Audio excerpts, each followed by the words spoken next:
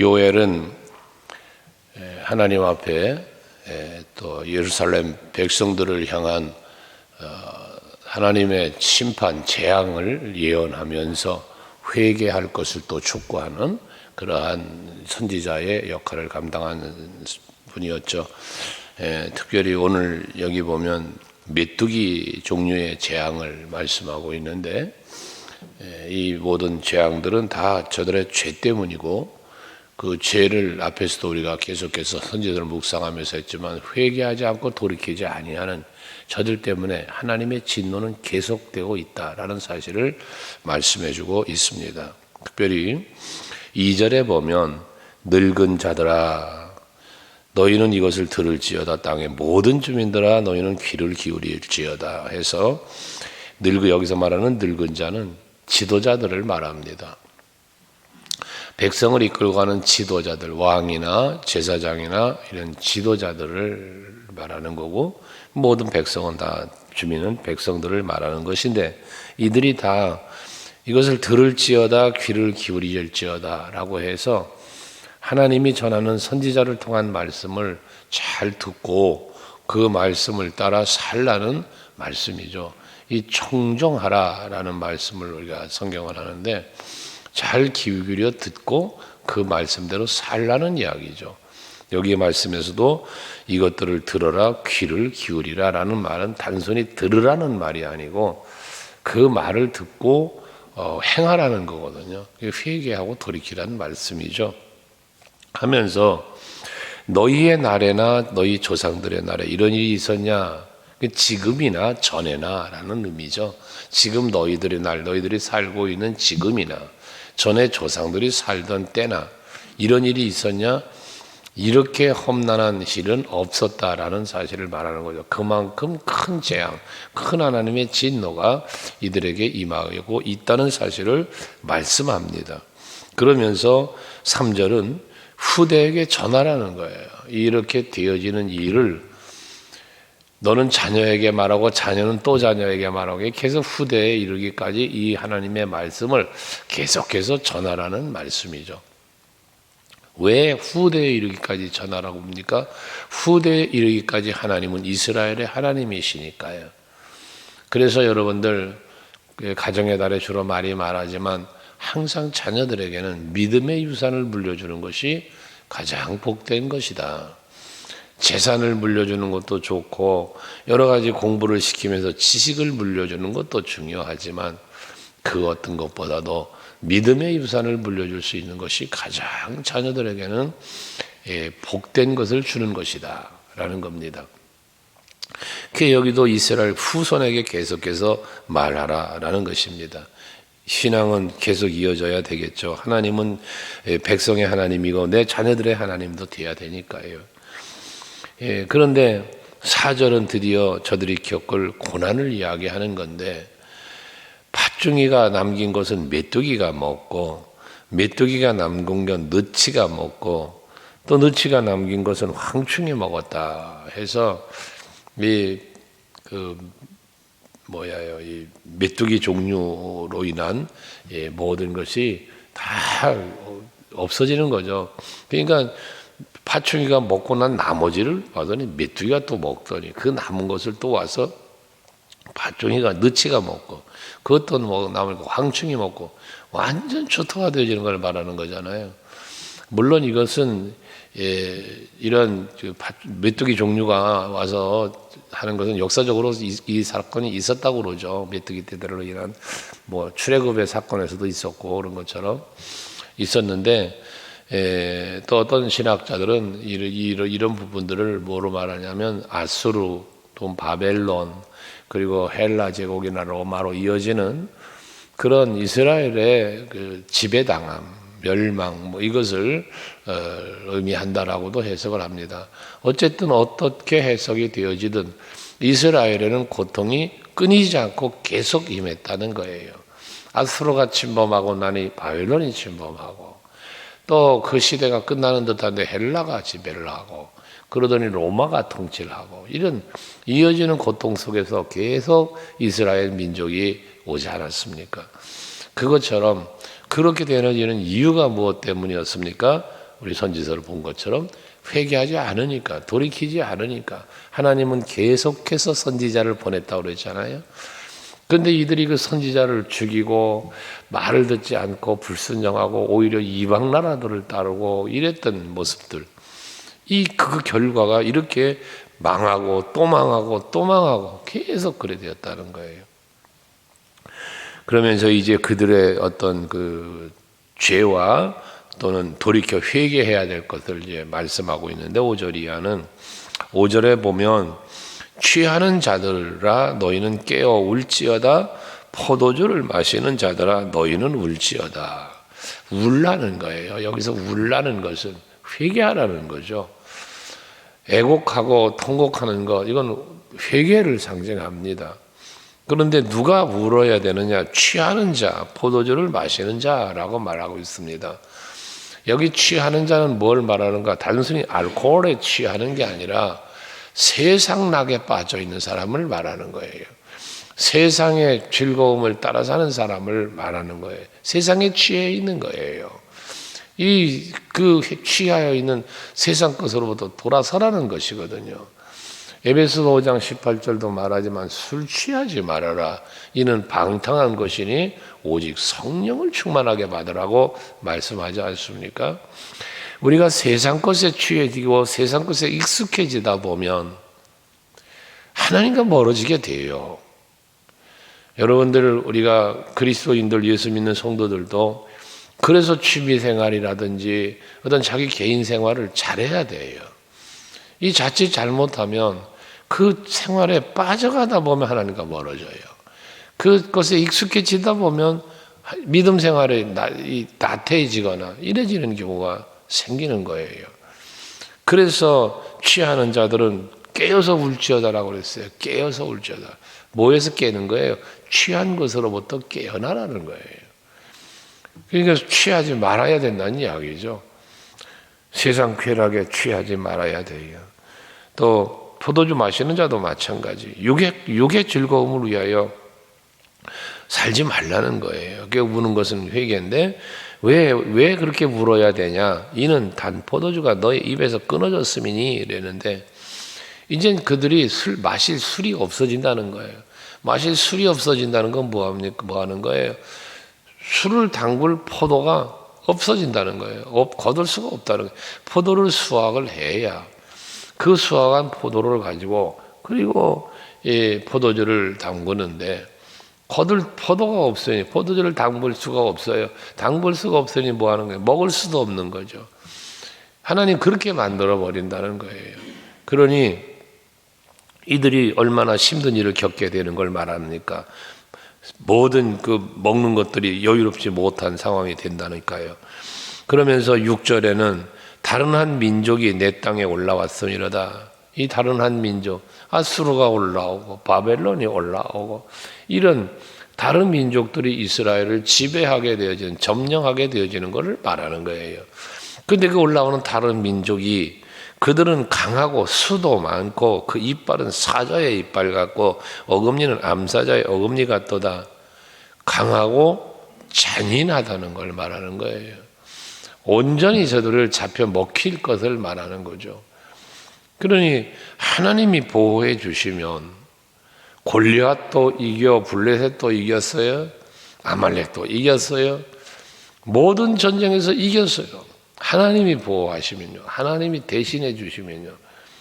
그래서 출애굽을 하면서도 말하잖아요. 내가 너보다 앞에 가서 하나님께서 이스라엘 백성들을 광야를 거쳐 가나안으로 인도하실 때에 내가 너보다 앞서 가시겠다고. 그래서 너희의 대적을 물리치고 너희들이 장막 칠 곳으로 내가 너희들을 안내해 주겠다. 독수리 날개로 업은 것처럼 너희들을 보호하고 인도해 주겠다. 이것이 출애굽할 때 가나안을 향하여 가는 백성들에게 주신 약속이었고 그 약속대로 하나님은 일하셨습니다. 그 약속이 출애굽 신명기 1장에서 와보면 그대로 진행되었다는 이루어짐을 이야기하고 있지 않습니까?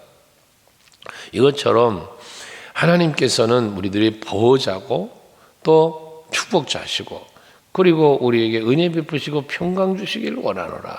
말씀하시는 분 아닙니까? 그런데 이제 그 보호가 하나님을 의지하지 않으니까, 하나님을 찾지 않으니까 어찌합니까? 이제는 이방 나라들에 의하여 점령당하고 지배당하게 될 것을 말씀하고 있는 것입니다. 여러분들이 날마다 주님 앞에 나와 예배하며 기도하고 말씀대로 살려고, 믿음을 지키고 살려고 힘쓰는 이유가 무엇이에요? 그때 하나님이 기뻐하시며 나를 지키고 보호해 주실 거니까요. 그 은혜를 힘입고 살기를 원하니까요. 오늘도 여러분들에게 하나님은 여기 말하고 있는 강하고 수가 많고 이빨이 사자 같고 암사자 같고 이러한 외세와 어떤 외부적인 환경이 여러분을 해하지 못하도록 하나님이 지켜주시는 은혜가 여러분에게 임하기를 축복합니다. 그러면서 이어지는 7절의 말씀은 앞에서도 말씀을 나눈 내용과 같습니다만, 7절에 보면 그들이 내 포도나무를 멸하며 내 무화과나무를 긁어 맑게 벗겨서 버리니 그 모든 가지가 하얗게 되었다. 여기 포도나무와 무화과를 뭐라고 일컬었느냐? 내 포도나무, 내 무화과나무라고 했습니다. 여기서 포도나무와 무화과나무는 이스라엘과 유다 백성들을 일컫는 말이에요. 하나님의 무화과나무, 하나님의 포도나무. 그건 하나님의 백성을 말하는 거예요. 이게 하나님의 것이기 때문에 하나님이 지켜주고 하나님이 번성하게 하고 하나님이 많은 열매가 맺히게 하고 그 풍요로움을 누리며 살게 해주셨던 그 백성들인데, 그 이스라엘인데, 이제 하나님이 관리하지 않으시니까, 하나님이 돌보지 않으시니까, 가꾸지 아니하시니까 나무가 여기 멸한다는 표현을 했고, 그리고 맑게 벗겨져 버린다 하고 하얗게 되었다고 죽는 거죠. 나무가 죽었다는 거예요. 열매를 맺지 못한다는 걸 말씀하고 있는 것입니다. 이것은 결국 뭡니까? 앞에서 취하는 자들아 울지어다 말한 것처럼 모든 누림과 쾌락을 빼앗기는 걸 말하는 거예요. 그 많은 누렸던 것들, 그 많게 즐거워했던 것들, 취하여 살았던 그것들 다 빼앗겨서 이젠 그러한 누림이 사라지게 되었다는 말씀을 하는 겁니다. 여러분들에게 주신 하나님의 은혜와 복이 빼앗기지 않는 복이 되기를 원합니다. 주님 오시는 날까지 누림의 복이 되고 영원한 하나님의 나라까지 누리는 복이 여러분에게 되어야 해요. 그래서 복에 대해서는 늘 말하지만 많은 복을 받는 것이 중요한 것이 아니라 누리는 게 내 복이다는 거잖아요. 복을 받는 것과 누리는 건 다른 거예요. 많은 복을 받았어도 누리지 못하는 사람이 있고, 작은 복을 받았어도 크게 누리는 사람이 있고요. 여러분들은 누리는 성도가 될 수 있기를 바랍니다. 그럼 은혜와 복을 누리는 누림이 무엇이냐? 그게 감사고요. 그게 찬송이에요. 내가 누릴 수 있다는 것은 기쁨이거든요. 즐거움이거든요. 행복이거든요. 여러분은 하나님의 은혜를 그렇게 누려갈 수 있기를 바라는 겁니다. 그러면서 8절 이하에는 저들이 당할 고통을 또 이야기해요. 처녀가 어렸을 때 약혼한 남자로 말미암아 굵은 배로 동이고 애곡함 같이 할지어다. 이게 뭔 얘기냐면, 어린 처녀가 약혼을 했어요. 그런데 이 남자가 죽었어요. 결혼을 해야 되는데 약혼만 해놓고 죽어버렸네요. 그래서 슬피 우는 걸 비유한 거예요. 그것처럼 울라는 거예요. 뭔 얘기입니까? 이스라엘 백성, 유다 백성은 하나님과의 언약의 백성이에요. 그 언약의 백성, 신랑 대신 예수, 신부 대신 성도, 교회 이야기하는데요. 우리는 지금 신랑 예수와 언약한 사이거든요. 그 신랑 예수를 만나야 돼요. 하나님 나라에 가서. 지금 물론 믿음으로 살지만. 근데 그러지 못하게 될 때 어떤 거예요? 바깥 어두운 곳에서 이를 갈미 있으리라. 이 모습을 그려보시면 돼요. 예수님의 말씀을. 우리는 하나님 예수와 혼인한 사이라 볼 때, 신랑 예수와 신부된 우리들의 모습을 볼 때 우리는 슬피 울며 어두운 데 가서 이를 갈며 우는 게 아니라 그 신랑 예수를 만나서 영원한 하나님의 나라에 우리의 거처를 예비하시고 영접하러 오실 때에 그 나라에 들어가 예수와 함께 더불어 그 보좌 앞에서 살아갈 수 있는 여러분들이 되셔야 되지 않겠습니까? 그러면서 이렇게 이 관계가 하나님과의 관계가 깨어지고 이런 모든 막 멸망의 자리로 가니까요. 9절에 보면 소재와 전제가 여호와의 성전에서 끊어졌고 여호와께 수종드는 제사장들은 슬퍼한다. 이 소재와 전제, 소재가 뭐예요? 레위기서 2장에서 묵상한 바처럼 곡식으로 제사를 드리는 제사가 소재입니다. 곡식을 가져다가 고운 가루로 빻아서 기름을 넣고 그 빵을 구워가지고 거기에 유향을 얹어서 하나님 앞에 드리는 제사, 이 소재라고 그랬지 않습니까? 그런데 곡식을 거두질 못하니까 전부 다 황충이 먹고 메뚜기가 먹고 막 이 곡식이 없으니까요. 그러니까 소재를 드릴 수가 없어. 곡식이 없는데 어떻게 소재 드리겠어요? 마치 짐승이 없어 번제를 못 드리는 것과 같은 의미라고 보시면 되는 거죠. 전제라는 것은 모든 제사를 드리고 난 후에 그 위에 포도주를 부으며 그러고 또 드리는 제사가 이 전제의 제사인데 마찬가지예요.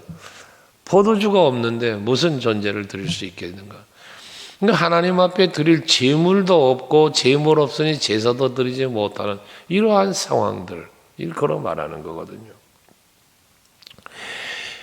10절도 그렇죠. 밭이 황무하고 토거트가 마르고 곡식이 떨어지며 새 포도주가 말랐고 기름이 다하였도다. 그러니까 전제도 소제도 못 드린다는 얘기거든요.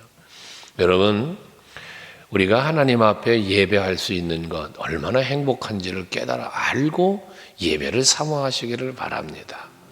예배는 하나님께 나아가는 거고 하나님을 만나는 거고 하나님의 은혜를 받는 귀한 시간이 예배입니다. 그 예배 안에는 말씀을 듣고 기도하고 찬송함이 다 들어있는데 그 모든 것들이 다 하나님과의 교통하며 거기에 은혜와 축복의 통로가 되는 게 예배라는 사실을 잊지 마시길 바라요. 그래서 예배를 성공하는 사람이 결과는 인생을 성공한다는 거예요. 그런 상황에 이르게 되니까 11절, 12절에 보면 농부들아 너희는 부끄러워할지어다 포도원을 가꾸는 자들아 곡할지어다. 왜? 역시 마찬가지죠. 이는 밀과 보리 때문이라 밭의 소산이 다 없어졌습니다. 농부는 씨를 뿌리고 그 열매를 거두어 드리는 게 농부 아닙니까? 포도원을 가꾸는 자들도 마찬가지. 나무를 잘 가꾸고 가지치기도 하고 그러면서 잘 관리해서 포도 열매를 거두어 드리는 이게 포도원을 가꾸는 자들 아닙니까? 근데 저들이 그렇게 잘 가꾸어서 거두어 드려야 되는데 거두어 드릴 게 없으니 농부가 여러분 눈물로 씨를 뿌리는 자가 기쁨으로 단을 거두어 가지고 돌아온다고 그랬는데 그게 안 됐다는 거예요. 거두지 못했다는 거예요. 그러니까 부끄러워해야 하고 곡을 한다는 이야기거든요.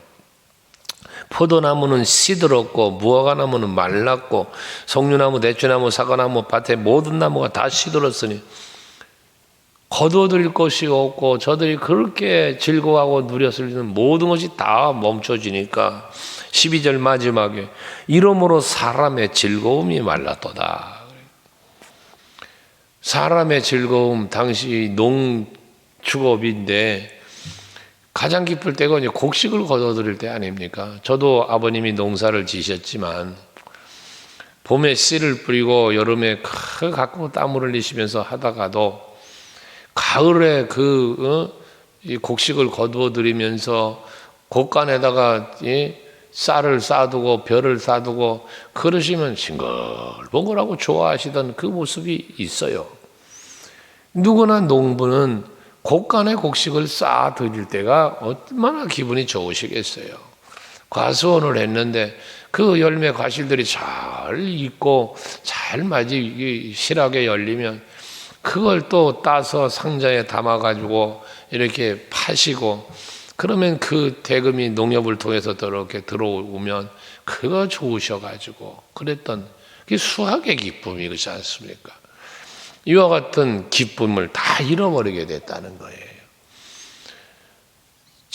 시편 128편 8편에 보면 여호와를 경외하는 사람들이 누리는 복에 대해서 뭐랍니까? 내 손이 수고한 대로 먹을 것이며 여러분들이 애쓰고 수고한 그 결과물, 이것이 여러분의 누림이 될 수 있는 복을 누려야죠.